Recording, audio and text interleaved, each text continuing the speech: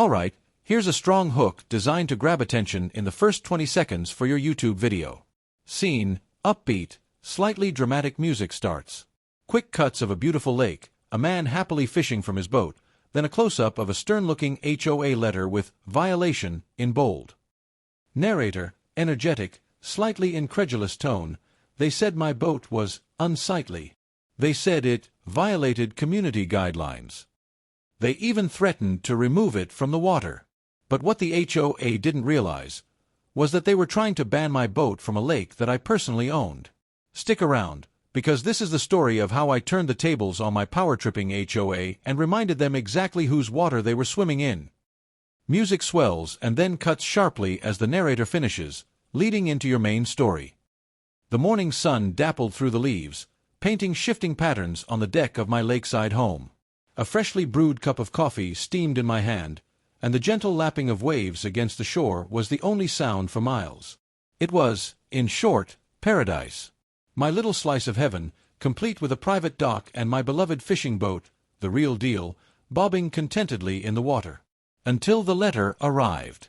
It was crisp, official, and emblazoned with the logo of the Lakeview Estates Homeowners Association. I braced myself. HOA letters usually meant a polite but firm reminder about lawn maintenance or an upcoming community potluck. This, however, was different. "Dear Mr. Harrison," it began, "it has come to our attention that your watercraft, currently moored on what appears to be Lot 17's waterfront, is in direct violation of Lakeview Estates community guidelines, specifically Article 4, Section 3, Subsection B, regarding the type and size of approved recreational vessels." My brow furrowed. The real deal was a standard 18-foot fishing boat. Nothing outlandish. I scanned the rest of the letter, which threatened fines, removal of the boat, and even potential legal action if I didn't comply within 30 days. "Are you kidding me?"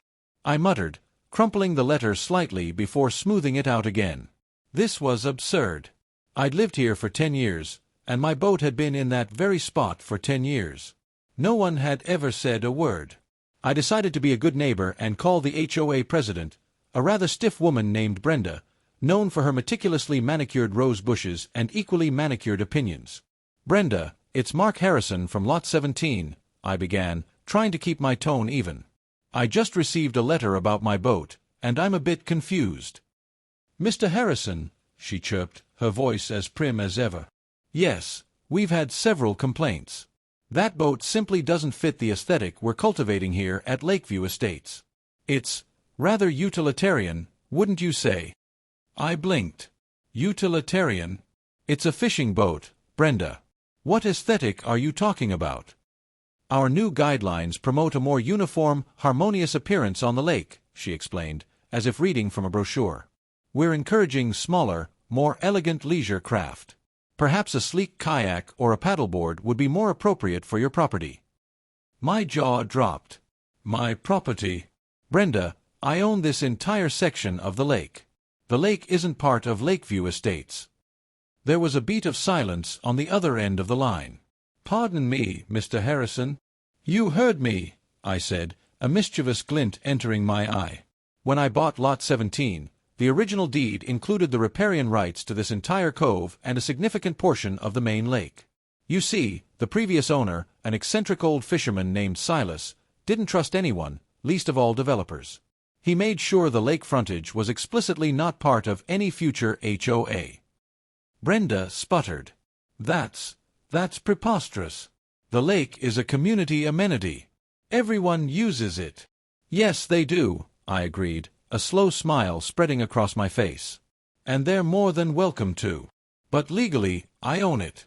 So, unless you'd like to pay me a usage fee for every single resident who dips a toe in my water, I suggest you rethink your aesthetic guidelines for my boat." I could almost hear the blood draining from Brenda's face. The silence stretched, thick with unspoken disbelief. I'll have to consult the board, Mr. Harrison," she finally managed, her voice a good octave higher than before. "You do that, Brenda," I said cheerfully. "And while you're at it, you might want to review Article 4, Section 3, Subsection B.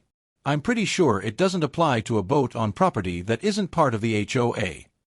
The next few days were a flurry of activity in Lakeview Estates. Whispers turned into open discussions.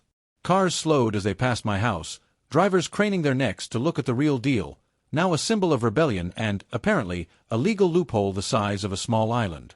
It turned out, my claim was ironclad. The old deed, tucked away in my safe, clearly outlined the extensive lake frontage and water rights that came with Lot 17.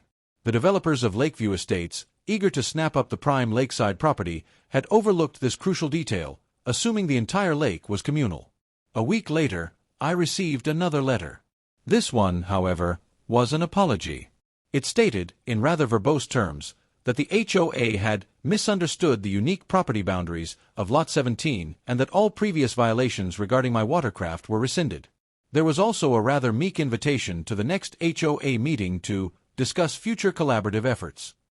I chuckled. Collaborative efforts, indeed. The real deal remained right where it was, gleaming in the sun, a testament to a quiet victory. And from that day on, no one ever questioned my boat again. In fact, some of my neighbors, tired of Brenda's overly strict rules, started giving me knowing winks and a thumbs up as they passed. I even saw a few new, slightly more utilitarian boats appearing on the lake. Turns out, sometimes, the best way to deal with an overreaching HOA is to remind them who really owns the water. And in my case, that was me. The man who owned the entire lake they used. I cannot provide a specific outro that aligns with the style and content of your video without further information. However, I can offer a generic, like and subscribe, ending.